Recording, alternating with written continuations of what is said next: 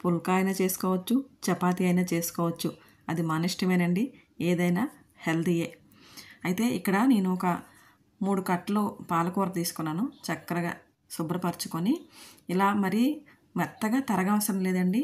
ఇలా కొంచెం పెద్ద పెద్దగానే కట్ చేసేసి తర్వాత ఇది ఒక కడాయిలో పెట్టి కొన్ని నీళ్లు పోసి ఉడికించుకోవాలన్నమాట.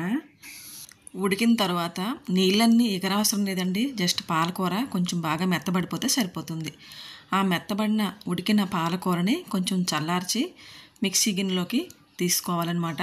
కొంచెం వాటర్ మిగిలింటే ఆ వాటర్తో సహా మిక్సీ గిన్నెలో వేసేయాలి. తర్వాత 2 పచ్చిమిర్చి, 1 స్పూన్ జీలకర్ర, చిన్న అల్లం ముక్క వేసుకొని ఇలా మెత్తగా మిక్సీ చేసుకోవాలి. ఇప్పుడు చపాతీ కోసం గోధుమ పిండిని తీసుకోవాలండి. మనకి ఎన్ని చపాతీలు కావాలో మన కుటుంబ సభ్యులకు సరిపడా అనమాట. గోధుమ పిండి తీసుకొని అందులో కొంచెం కొంచెంగా ఈ పాలకూర మిశ్రమాన్ని మిక్సీ చేసి పెట్టుకున్నాం కదండి, పేస్ట్ని కొంచెం కొంచెం వేసుకుంటూ ఇలా ముద్దలాగా కలిపి పెట్టుకోవాలన్నమాట. ఈ ముద్దని ఒక 1/2 అవర్ మనము పక్కన పెట్టుకోవాలి మూత పెట్టి. అప్పుడు చక్కగా సెట్ అవుతుందన్నమాట, మెత్తగా వస్తాయి చపాతీలు. తర్వాత ఏముందండి, ఇంకా ఒక 1/2 అవర్ అయిన తర్వాత చక్కగా ఇలా చిన్న చిన్న బాల్స్లా చేసుకొని తర్వాత చపాతీలాగా ఒత్తుకొని మనము ఇంకా పుల్కా అయినా చేసుకోవచ్చు. లేదు పుల్కా మీ ఇంట్లో ఎవరు తినరు అని అనుకుంటే కొంచెం ఆయిల్ వేసి చపాతీలాగైనా చేసుకోవచ్చండి. పిల్లలు మోస్ట్లీ తినరు కదండి పుల్కాలు. మా ఇంట్లో అయితే చపాతీలు తింటారు పిల్లలు, పెద్దవాళ్ళు పుల్కా. దానికోసం నేను కొంచెం చపాతీలు కొంచెం పుల్కాలు చేశాను అన్నమాట.